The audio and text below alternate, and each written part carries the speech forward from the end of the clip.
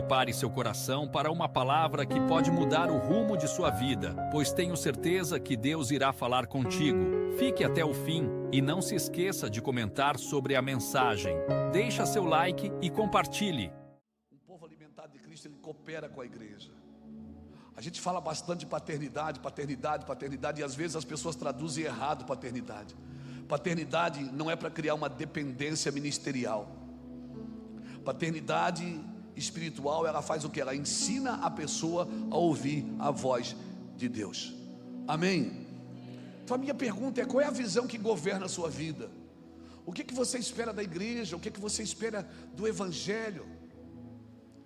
Nós estamos na igreja para quê? Para melhorar o Adão caído? Não, irmãos. É até que Cristo seja formado em nós. Até que Cristo seja formado em nós. Porque essa é a esperança para navegantes. Cristo em vós e a esperança da glória. É Cristo em você. A sua cidade tem que olhar para você e ver o Cristo vivo na sua vida. Se precisar, você prega, mas melhor que não precise. Melhor é que as pessoas vejam em você que você está fazendo algo diferente. Não diferente para exibir, não diferente para se mostrar, mas diferente daquilo que está sendo feito. As pessoas dizem: o mundo está perdido e vai ficar pior. Mas os amigos de Jesus vão melhorar cada dia mais. Os amigos de Jesus vão melhorar cada dia mais. Eles vão ficar mais parecidos com Cristo. Você crê nisso? Amém? Por isso, uma visão que só inclui você não pode ser de Deus. Uma visão que só inclui você não pode ser de Deus. Porque, irmãos, a igreja não pode participar dessa cadeia de domínio que está sendo preparada para governar o homem. Como assim, pastor? Irmãos, está sendo preparada uma cadeia de domínio. Nós estamos sendo preparados para que sejamos dominados pelo comércio, pela indústria, pela mídia, pela cultura, por uma política ideológica de controle, uma cadeia de domínio que determina o que você deve ser, ter e fazer. Não, você não nasceu para ser dominado por coisas, você nasceu para dominar todas as coisas. Essa é a bênção de Deus para a sua vida.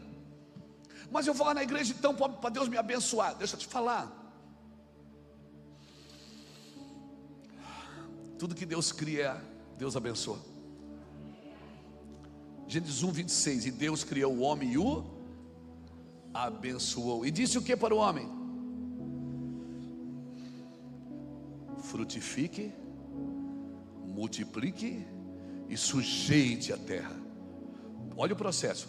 Deus cria, abençoa e diz para o homem o que? Frutifica, e depois multiplica. Ou seja, você não pode multiplicar o que não está sendo frutificado. Porque se eu multiplicar coisas que não foram frutificadas, eu vou multiplicar ignorância, coisas erradas. Então Deus vai me abençoar. Ele já te abençoou. Ele abençoou o homem com todas as bênçãos. Ele disse: e o Senhor o abençoou com todas as bênçãos das regiões celestiais em Cristo Jesus. Porque se você tem Cristo, você tem todas as bênçãos. Você já foi criado com a bênção. Essa criança que está no ventre, ela já tem bênção, porque ela já vai nascer de um ventre bendito. Como assim, pastor? Como assim? Qual é a bênção de um pássaro? Qual é a bênção de um pássaro? É voar. Deus criou o pássaro e disse: voe. Qual é a bênção de um peixe? Nadar. Tira o peixe da água para ver o que é que acontece. Ele sai da bênção e ele morre. Por quê? Porque ele saiu da bênção que ele foi criado para estar. Então o que é bênção? É eu viver no lugar que Deus me colocou para viver. E qual é a bênção do homem? Dominar sobre todas as coisas. Não é sobre pessoas. Pessoas você não domina, você conduz. Você domina coisas. Coisas não podem dominar você. Você tem que ser senhor de todas as coisas. Eu não estou falando dono, eu estou falando senhor. Porque o meu sentimento não é de posse, é de pertencimento. Eu pertenço ao corpo, mas o corpo não é meu, é o corpo de Cristo. Eu tenho um sentimento de pertencimento. Porque quem tem sentimento de posse não é senhor, é dono. E dono é dono, meu irmão. Um dia Jesus chamou 2 discípulos e disse: olha, vão naquele caminho ali. Eles iam entrar em Jerusalém. Jesus disse: vocês vão achar um burro e uma mula. Vocês desamarram os 2 e tragam para mim. Se o dono perguntar, vocês dizem que o Senhor está mandando. Só tem dono até que chegue o Senhor. Porque quando o Senhor passa, ninguém é dono de mais nada. Então a minha oração é que o Senhor passe por Navegantes de uma forma sobrenatural, e nós percamos o sentimento de posse. Porque a bênção que você recebeu de Deus é para cuidar, servir e dominar as coisas. Domine as coisas, não deixe ela dominar você. Não pode ter nada entre você e Deus. Entre você e Deus só pode ter a unção de Deus, a graça de Deus, a misericórdia de Deus. Agora, um peixe no aquário, ele nada ou não nada? Mas ele está na bênção? Está na bênção limitada. Por quê? Porque alguém dá comidinha na hora certa para ele, a água está na temperatura certinha, sai até bolinha.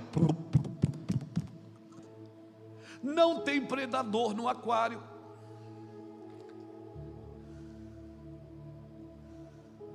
E as pessoas que vão e param na frente do aquário, param só para ver ele. Ele está lá desfilando. Mas ele está na bênção? Não. Ele está na bênção limitada. Então nem todo mundo que está nadando está na bênção, irmão. Nem todo mundo que está voando, pode estar num viveiro, está na bênção. Nem todo mundo que vive, que existe, vive. Porque eu posso só existir e não viver. E Deus não me chamou só para viver, Ele me chamou para viver uma vida em abundância. Eu tenho que desfrutar da vida, desfrutar da alegria. Então provoque-se, provoque os risos, provoque o choro. Viva como um ser normal. Isso é avivamento. Amém. A cosmovisão que o mundo está preparando você e eu é para a gente viver uma vida de consumismo, para consumir mais do que precisamos, para que tenhamos mais do que precisamos, para que a gente coma mais do que precisa e tenha mais do que precisa. Eu preciso ter a vida de Cristo. Eu tenho que, mas sofrimento, pastor. Irmão, as pessoas vão para a igreja fazer campanha para de sofrer, quando o sofrimento é a única coisa que deixa semelhante a Cristo. Obrigado pelo seu aleluia. Como assim, pastor? Eu preciso, irmãos, porque depois de superar isso, eu vou conhecer a glória de Deus. Nenhum homem vai conhecer a glória de Deus sem viver uma vida de superação. Eu quero declarar que até final do ano essas suas lutas vão acabar, porque já tem luta nova para o ano que vem.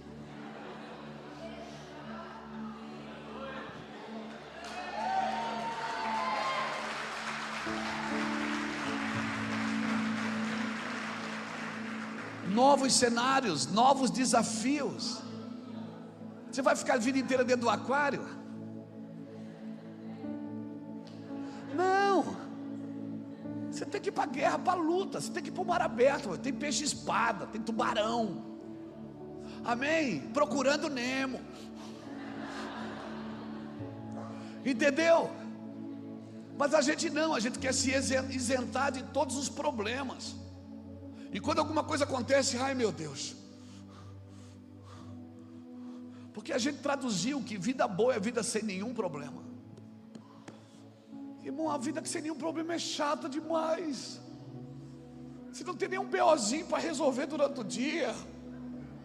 É chata demais, você não cresce, você não cria músculos. Bom, eu vou para a academia com o Charles. Faz tempo que a gente não vai, que a gente está viajando muito. Eu vou para a academia com o Charles. E aí eu vou. O Charles, pastor, por que você não faz exercício? Vamos fazer, vamos embora, aleluia. Aí fomos lá, a moça perguntou: o senhor quer fazer um pacote de um mês? Eu disse: não, de 6.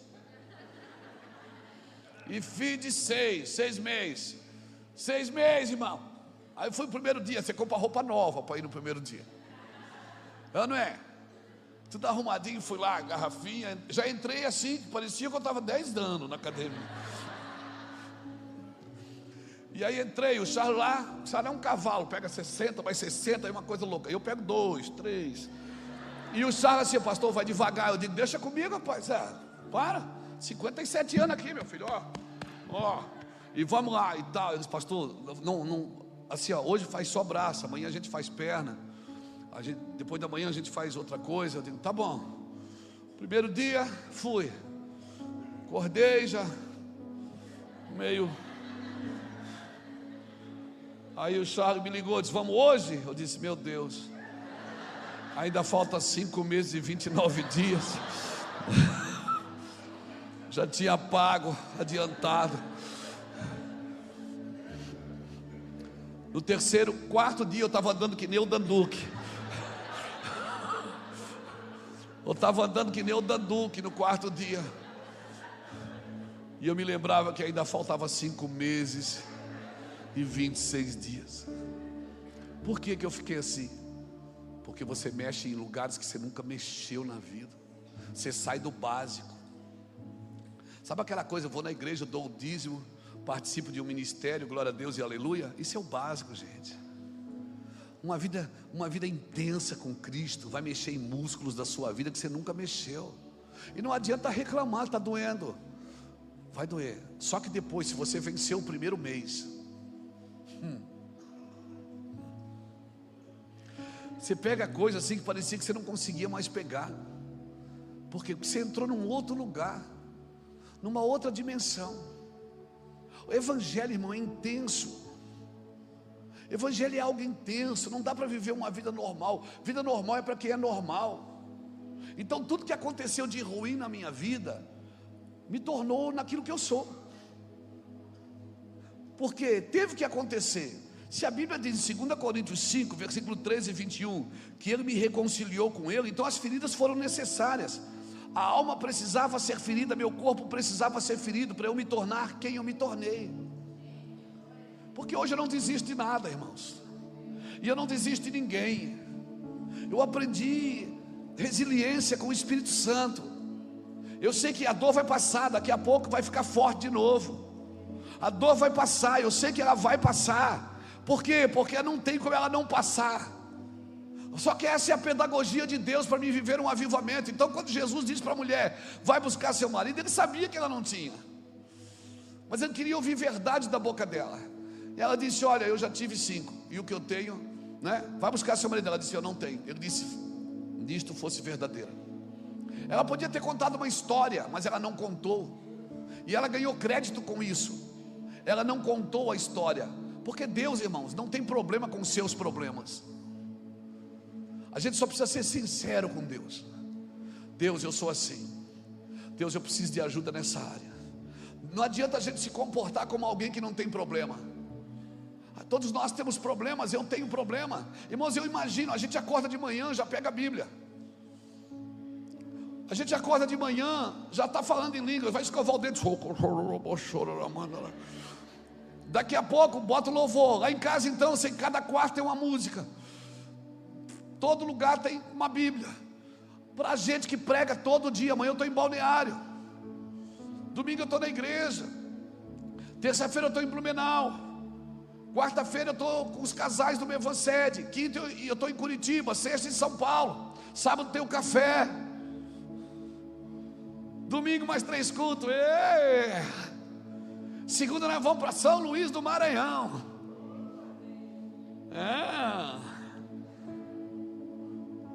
Então trabalho tem bastante. Para nós que já andamos com o Senhor o dia inteiro, com a Bíblia na mão, orando em línguas, nos púlpitos todo dia. Ontem eu estava em Brasília de manhã, ministrando. Já é difícil, irmão. Já é difícil para você se manter em pureza e santidade. Eu imagino para você que acorda de manhã, vai trabalhar, lidar com gente ruim, às vezes com funcionário, às vezes com patrão endemoniado. Já é uma luta para você, já é uma luta para nós. Eu fico imaginando vocês. Quem falou que era fácil, irmão, viver um avivamento? Agora você vai botar no piloto automático e vai viver uma vida comum no Evangelho? Não, irmãos. Homens naturais fazem coisas naturais. Você foi chamado para andar na intensidade do Espírito. Você não é o cara que meio-dia vai no mercado. Você é o cara que meio-dia senta na beira do poço esperando alguém para libertar. Aleluia. Jesus confrontou aquela mulher e ela foi verdadeira. Porque todo homem, toda mulher verdadeiro com Cristo vai receber de Cristo. Deus não procura homens ideais, procura homens reais. Fala para ele, faz uma lista de mazelas. Escreve uma lista de mazelas e mostra para ele: Jesus, eu sou esse cara, esse cara, esse cara. Não enfeite a sua oração. Não cite versículos para Jesus. Não enfeite a sua oração. Fala quem você é. Se você tem problema na área imoral, fala para ele: Senhor, eu tenho esse problema, me ajude. Eu não quero ser assim. Por que você acha que o anjo pegou uma brasa viva e passou nos lábios de Isaías? Por quê? Porque quando ele viu a glória de Deus, ele disse: eu sou homem de lábios impuros. E o anjo foi lá e tocou nos lábios. Se Isaías tivesse dito: eu sou homem de ouvidos impuros, o anjo tocava no ouvido, irmão. Deus só toca onde você reconhece que precisa ser tocado. E avivamento na minha vida e na sua vida começa aí. Eu preciso de ajuda nessa área. Me ajude com isso, me ajude com aquilo, me ajude com aquele outro. Meu irmão, o meu problema não é imoralidade, o meu problema não é dinheiro, o meu problema não é poder, o meu problema é ira. Então eu sou um cara que luta com a ira direto, para não ficar nervoso, porque se eu fico nervoso eu cego. É, pastor, mas o senhor é crente? Não, sou pastor, apóstolo. Mas o senhor luta com a ira todo dia. Todo dia. Todo dia. Por quê, pastor? Porque essa é o meu fantasma. E quando é que você vai ser liberto disso? Nunca. Não. Por quê, pastor? Porque esse é o alfinetinho de Jesus. Para o Luiz Hermínio não se achar que ele é o cara, para ele não se achar o homem mais espiritual. Então quando o Luiz Hermínio começa a crescer,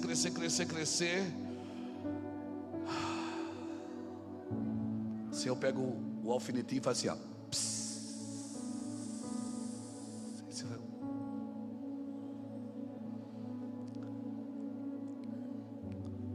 Mas eu estou falando de gente lá de Itajaí, não é de Navegantes. Eu estou falando dos meus problemas, não é dos seus. Certamente você luta com algum fantasma. Certamente todo dia tem um espírito que bate na sua porta, tentando provar para Deus que você não é adequado. E sabe de uma coisa? Você não é mesmo. Mas graças a Deus que nos dá a vitória pelo nosso Senhor e Salvador Jesus Cristo. Graças a Deus que nos dá a vitória pelo nosso Senhor e Salvador Jesus Cristo. Graças a Deus. Aleluia. Ele é Deus e Ele é poderoso. E Ele nos liberta, nos salva, nos transforma. Aleluia. Então perseguições que a gente sofre, para que é?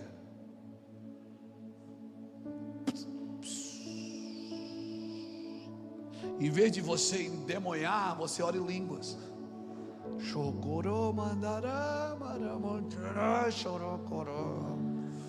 É ou não é? É assim que Deus faz. Você está lá orando e Deus me dá paciência, Deus diz. Aí tem sempre um atribulado para te atribular. Aí você diz: Deus, eu pedi paciência, não pedi. E o Senhor diz: então, meu filho, exerça. O Senhor está dizendo que isso é avivamento? É. Isso é avivamento. É você vencer, se superar naquilo. Amém? É uma ilusão você achar que o estado natural e correto de uma pessoa é viver sem ferida. Por quê, pastor? Porque o evangelho não é uma recompensa para o justo. O evangelho é uma esperança para o perdido.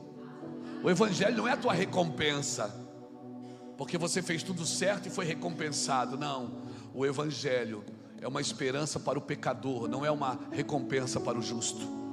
Amém? Por isso, irmão, a igreja, ela não tem que buscar poder para servir, ela tem que servir para andar em poder. E se prepare, porque tem muitos avivamentos que parecem que são avivamentos, mas não são, porque não trazem transformação na moral de ninguém, não trazem libertação, não trazem transformação. Eu e você precisamos disso. E você vai ver no Brasil e no mundo Deus parando muitos avivamentos. Você vai ver, porque o avivamento ele precisa estar alinhado com o céu, porque o avivamento que não transforma é animação. Vocês já me ouviram falar isso 1 milhão de vezes. Avivamento não é a tampa voando, é o fundo caindo. Avivamento é quando você ouve uma mensagem, Deus confrontou tanto você, que você vai para casa pensando, cara, eu quero mudar de vida. Por isso nós não estamos construindo uma teia de aranha, nós estamos construindo uma rede. A teia de aranha é ela mesma que faz e ela mesma que se aproveita de tudo que cai nela. Mas a rede não. A rede cada um picota um pedaço, cada um faz um pedaço. Nós estamos fazendo uma rede chamada Reino de Deus. Essa rede ela é tecida pela igreja. E aí você precisamos ter esse entendimento. Homens que têm a mente de Cristo, irmãos, mulheres que têm a mente de Cristo, são homens e mulheres brilhantes, que servem a Deus com brilhantismo, com alegria, estão sempre felizes. As pessoas às vezes passam pela gente, elas acham que a gente não tem luta, que a gente não tem dificuldade. Eu e Iraci, a gente é um casal que vive superações todos os dias. Nós vamos fazer 37 anos de casamento e a gente tem que se superar todo dia. Uma vez perguntaram para a mulher de Billy Graham se ela já pensou em divórcio. Ela disse, divórcio não, só em homicídio. Isso. Ela disse, eu pensei em matar esse cara. Não pergunte essas coisas para Iraci, por favor. Então, como nós temos respondido ao avivamento, que se por 3 décadas nós temos sido visitados por avivamento nas Américas. Meu irmão, eu pegava o meu carro para ir em São Paulo, ouvir uma pregação, assistia e vinha embora de carro. Quantas vezes eu fui atrás de Dave Robson, quantas vezes eu fui em Lagoinha, sentei lá em cima e ficava ouvindo a mensagem, o som da chuva, e trazia para Itajaí. Quantas conferências eu tive de Benihim, pelo menos umas 5 ou 6 nos Estados Unidos, em Porto Alegre. Quantas vezes eu fui só para estar no mesmo ambiente. A gente vinha para casa, chorava 3, 4 dias, escrevia. Hoje eu estou pregando coisas que eu escrevi naqueles dias. Mas como nós temos respondido com o quê? Com shows, com exibições, com discussões intermináveis na internet entre cristãos e líderes. As pessoas estão discutindo agora se a parede da igreja tem que ser preta ou branca. Meu irmão, Jesus nunca mexeu com essas coisas. Jesus nunca falou de cor de templo. Ele sempre falava do sepulcro caiado, que era bonito por fora, mas por dentro estava podre. E a gente fica discutindo que quem tem parede preta vai para o inferno. E eu estou vendo aqui que aqui só vai a metade para o inferno, que a outra metade não é preta, né? Que coisa, que besteira, irmãos, que as pessoas ficam discutindo. Eu não é? Pessoas ficam discutindo. E se você chegar na eternidade, você olhar para o lado direito assim, Jesus foi um negão de 2 metros. Como é que você vai fazer? Ou você acha que Jesus é aquele que Michelangelo pintou? Que Leonardo da Vinci pintou? O que a gente pensa da igreja, irmão? Ficamos discutindo coisas, em vez de falar de Cristo. A tua ceia é de vinho ou é de suco de uva? Uma vez foi um cara lá na igreja, posso fazer uma pergunta para o senhor? Eu digo, pode? O senhor dá ceia para criança? Eu digo, damos. Sangue de Jesus tem poder. Eu digo, por quê, irmão? Criança não pode tomar ceia. Eu digo, meu irmão, a Al-Qaeda dá metralhadora para criança, o traficante dá cocaína para criança. Você acha que eu vou para o inferno por dar ceia para criança, irmão? Mas teologicamente, então, irmão, vai com a tua teologia para lá, deixa eu com as minhas crianças aqui. Sabe, a gente fica discutindo coisas que não influem, não contribuem, nem auxilia. Coisas que não tem nem como conjugá-las. Conversas intermináveis na internet. Nós não somos produto da internet, irmãos. Nossos pais e avós iam pregar a cavalo, às vezes para 5, 6 pessoas numa aldeia. Jesus parou para sentar com essa mulher. Irmãos, a palavra de avivamento nunca mudou. Pai, nos ajude a responder tanta generosidade. Pai, nos ajude a responder tanto amor e tanta generosidade. A palavra de avivamento nunca mudou. O que muda são as constantes estratégias de crescimento. As constantes estratégias de crescimento é que mudam. A palavra de avivamento não muda, irmãos, é a mesma. Jesus é o caminho, a verdade e a vida. Ninguém vai ao Pai a não ser por Ele. Crê no Senhor Jesus e será salvo tu e a tua casa. Amém? Aquele que com sua boca confessar, que com seu coração crê. Não mudou, a palavra de avivamento é a mesma. Mas muitas estratégias têm tomado o lugar da palavra de avivamento. E milagres, por que não tem milagres? Milagres são para promover avivamento. Milagres são catalisadores de transformação cultural. Milagres são para trazer avivamento ao mundo e não para encher igrejas e promover pregadores. Nós precisamos entender isso, porque senão nós vamos passar a vida inteira buscando coisas que não fazem sentido para nós, irmãos. Eu e você precisamos entender: obra de avivamento não é obra de um dia. E eu volto a perguntar: quantas gerações vão beber do que você está fazendo hoje? Até onde a tua oração vai? Ela atravessa a rua pelo menos. Até onde você vai com a sua fé? Meu irmão, uma cultura de avivamento, ela cultiva, sempre vai cultivar o imprevisível e o inesperado. E todo homem e toda mulher que anda com Deus, ele vai ter um estilo de vida arriscado. Você vai ter um estilo de vida arriscado, porque agora está muito fácil, mas vai chegar dias que você vai ser confrontado por aquilo que você crê. Vai chegar dias que você pode até ser preso por aquilo que você crê. E isso vai afinar o corte. Isso vai mostrar se realmente o nosso coração está na eternidade. Pessoas já foram mortas em outros países porque não negaram a Cristo. Pessoas já foram mortas. Então nós não podemos terceirizar para as outras instituições aquilo que é para nós como igreja viver. Irmão, essa história da mulher samaritana é fantástica. Por quê? Porque aquela mulher, ela entrou cidade adentro, gritando: eu achei o profeta. Ele contou tudo da minha vida. E sabe de uma coisa? Ele não me desprezou. Ele sabe da minha vida toda, sabe das cacas que eu já fiz, e ele não me desprezou, ele me amou. Ele falou de mim. E ele disse, essa foi a primeira vez que Jesus fala de adoração. E ele não falou no templo, não falou para levitas, não falou para sacerdotes. Ele falou para uma mulher que já teve 5 maridos, e o que ela tinha não era dela. Como Jesus gosta de quebrar paradigmas. É a primeira vez que ele fala de avivamento. E ele não falou no templo, ele falou num lugar que os judeus discriminavam. Oh meu Deus. Então não terceirize nada, irmãos.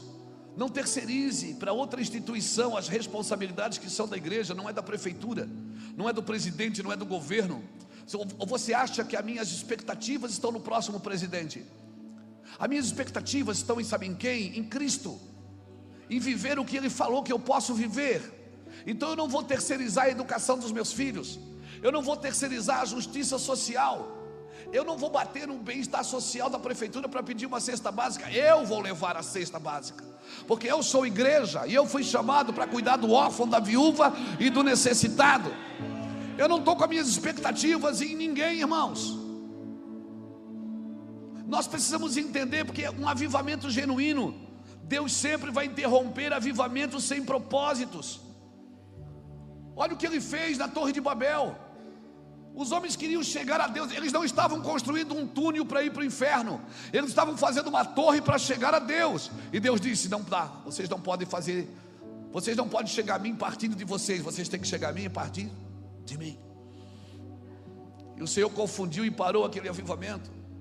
O Senhor parou o avivamento quando um homem, que a Bíblia chama de um homem segundo o seu coração, quis fazer a coisa certa, mas fez a coisa certa do jeito errado. Colocou uma arca em cima de um carro, no capítulo 6 de 2 Samuel, e foi levar para Jerusalém. Deus botou uma pedra no caminho, o carro trupicou, Uzá botou a mão na arca e morreu. Deus parou aquele desfile para dizer para eles: vocês precisam fazer a coisa certa do jeito certo. Existe um jeito certo de fazer a coisa certa, e é sempre o jeito de Deus. Então Davi voltou para Jerusalém e foi procurar como fazer a coisa certa. Atos capítulo 8, versículo de 1 a 14. Filipe está em Samaria arrebentando, fazendo cruzadas de milagres em Samaria inteira. Deus tira ele de Samaria, do púlpito, e leva ele para o deserto, para correr do lado de uma carroça. Que um homem foi lá ouvir o evangelho, um eunuco, um etíope, foi ouvir o evangelho. A Bíblia diz que esse homem veio de um culto de adoração. Ele tinha ido em Jerusalém adorar, e ele voltou e não estava entendendo nada. E Deus, olha a capacidade, cara, esse Deus me impressiona. Esse Deus não é gente. Ele tira Filipe do púlpito de um culto de milagres, onde uma cidade inteira estava se convertendo, até Simão Mágico aceitou Jesus. Ele tira Filipe dali para correr do lado de uma carroça de um eunuco etíope, que foi num culto de adoração em Jerusalém, estava voltando para casa sem entender. Filipe correu do lado dele e perguntou: tu entendes o que tu lês? Ele disse: como? Se ninguém me explica. Filipe sobe na carroça e começa a pregar o evangelho, o livro de Isaías para aquele homem. Aquele homem, quando ele vê água, ele fica apavorado. Ele diz: tem água ali, eu posso ser batizado? Filipe, você é dizimista? Filipe perguntou: você vai na célula, no PG?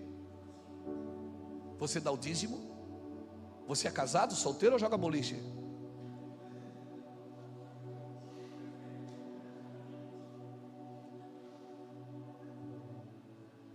Filipe não perguntou nada. Filipe disse: é lícito. Às vezes eu penso que Jesus é o caminho e a igreja é o pedágio. Às vezes a igreja quer cobrar coisas que Jesus não cobra, porque nós queremos enquadrar Deus no nosso código de ética. Nós decidimos: você pode, você não pode, você pode, você não pode, você pode. Quem somos nós, irmãos? Deixa Deus trabalhar, meu irmão. Ainda não chegou no fim Deus vai revelar quem vai entrar no gozo eterno e quem não vai. Não cabe a nós decidir isso, não é nós. Então ame a todos, sirva a todos, abrace a todos, dê oportunidade a todos, faça tudo que você puder, aonde você estiver, com tudo que você tiver. Sabe o que me impressiona aqui?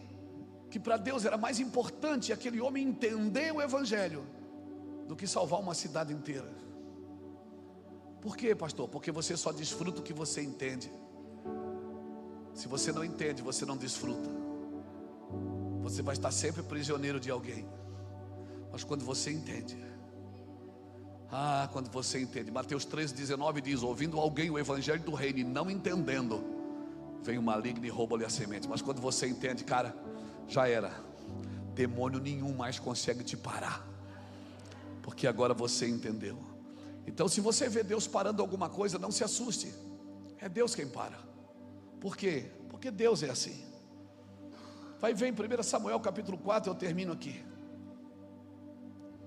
1 Samuel capítulo 4, quando Israel vai lutar com os filisteus, Ofni e Finéias levam a arca, e houve um grande barulho que estremeceu a terra. Mas um filisteu olhou e disse: mas Deus não está com eles. Deus não está com eles, porque barulho não é poder. Barulho não é poder. E aquele dia, os filisteus tomaram a arca, mataram Ofni e Finéias, e o choque foi tão terrível que Eli caiu da cadeira e morreu. Quem foi que fez isso, irmãos? Quem parou o avivamento em Atos dos Apóstolos capítulo 5, quando a sombra de Pedro estava curando? A sombra de Pedro estava curando, irmãos. E a Bíblia diz que o Senhor mandou todo mundo para a cadeia. Todo mundo foi preso naquela noite. Mas à meia-noite um anjo do Senhor foi lá e disse: voltem lá e ensine o povo a mensagem completa desta nova vida. E a Bíblia diz: então eles começaram a ensinar. Eles não era mais a sombra que curava. Porque fazer sombra é fácil, é só andar debaixo da luz. Mas Deus não te chamou para andar debaixo da luz. Ele te chamou para ser luz. Brilhe a vossa luz diante dos homens, para que eles glorifiquem o Pai que está no céu. Mas eu estou brilhando. Se está brilhando, fica tranquilo, deixa Ele esconder você, porque daqui a pouco Ele vai mostrar. Não se esconde uma lâmpada debaixo de uma vasilha, mas se coloca no alto, para que ilumine todos os que estão na casa. Se Deus te esconder, ninguém consegue te mostrar. Mas se Deus te mostrar, ninguém mais consegue te esconder. Então descansa, seu dia vai chegar. Aquela mulher tocou uma cidade, mas anos depois Filipe teve que voltar lá e fazer tudo de novo, porque só reconhecer quem Jesus é não é suficiente. Eu preciso viver com Ele. Ah, pastor, mas eu estou no culto. Irmãos, o primeiro crime da Bíblia aconteceu por causa de um culto. O primeiro homicídio da Bíblia foi por causa de um culto, de dois irmãos que foram cultuar o mesmo Deus, e um foi recebido e o outro não, e um matou o outro. Adão não caiu na balada, ele caiu no paraíso. Jesus venceu no deserto e ele caiu no paraíso, porque não é o ambiente que te forma, é você que forma o ambiente. Amém, irmãos? Então a igreja é esse lugar que onde se coloca ela, se tem avivamento. Eu quero orar por você. Você recebe essa palavra, irmãos? Diga para quem está do seu lado: não seja tentado a acender seu próprio fogo. Deixa que Deus queima você. Diga: apenas construa um altar para Ele. Apenas construa um altar e o fogo arderá continuamente sobre esse altar. O mover de Deus não é imposto, ele é perseguido. O mover de Deus não é imposto, ele é perseguido. Você precisa perseguir todos os dias. Eu estou há 29 anos, vai fazer 30 anos em dezembro. Eu estou há 29 anos perseguindo, tentando encontrá-lo. E o fato de eu estar pregando não significa que eu já o tenho na sua plenitude. Eu estou há 29 anos perseguindo o Cordeiro. Há 29 anos, em dezembro fará 30 anos. Oh meu Deus. Ah, Jesus, eu quero Jesus. Avivamento é você acordar com fome. Sabe, você vai dormir todos os dias com a sensação de faltar algo. Acorda entusiasmado, mas vai dormir com a sensação de que falta algo ainda. E se isso está acontecendo com você, fique tranquilo, é normal. É normal não se saciar, porque o dia que você se sentir saciado, você para de buscá-lo. É normal não estar saciado. E quando nós descobrimos que a fonte é inesgotável, a gente também se torna insaciável. A gente quer sempre mais, sempre uma nova revelação, sempre um novo toque, sempre mais um toque. Ah, mas agora você está ficando mais velho. Já me disseram isso. Você vai perceber que à medida que você vai envelhecendo, né, o fogo vai indo embora. Não, mas comigo está acontecendo diferente. Quanto mais velho eu fico, mais chapado eu fico, porque agora eu tenho certeza que é verdade mesmo. Antes era só um sentimento volátil, agora não é não. Agora eu tenho certeza que Ele está ali. Aleluia. Para mim não precisa mais de gritos, de brilhos, de luzes, não precisa de mais nada. Eu já entendi. E alguém me disse: não, Luiz, você vai perceber que à medida que você vai envelhecendo, você vai ficando mais sóbrio. Não, eu não quero ficar sóbrio, eu quero tomar um porre todos os dias. Eu não vou ficar sóbrio, e se você não tomar a tua dose, eu tomo ela também. Então vamos lá, porque lá tem avivamento. Alguém já me disse: você já foi lá? Lá tem avivamento. Eu digo: querido, avivamento não está em um lugar, está em alguém. E quando esse alguém chega, ele traz avivamento. Avivamento não está em um lugar, está em alguém. Então pare de procurar um lugar avivado, pare de procurar um lugar abençoado. Sê tu uma bênção. Sê tu uma bênção.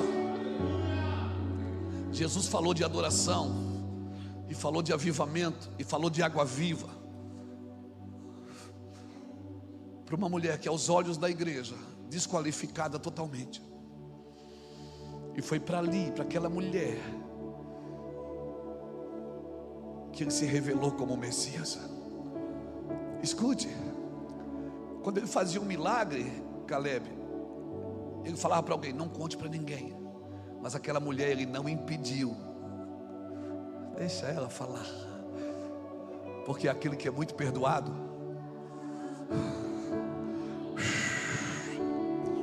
aquele que é muito perdoado, muito ama. Não tente compreender alguém que foi muito perdoado, porque quem é muito perdoado, muito ama. Então fique tranquilo. Se você fez muita caca na vida, você é a terra fértil da graça de Deus. Se você fez muita caca na vida, se você se perdeu no caminho, você é o lugar exato para um recomeço. Você é o lugar exato para um avivamento. Talvez a religião olha para você e diz: você não tem mais jeito, acabou para você. Pois eu te digo que se hoje ouvires a voz do Senhor teu Deus, há esperança para a árvore, que ao mesmo cortada, ao cheiro das águas ela brota de novo. A paz do Senhor, meus irmãos. Gostou da mensagem? Deixa seu like e compartilhe. Veja outras pregações que preparei para você. É só clicar no link e Deus o abençoe.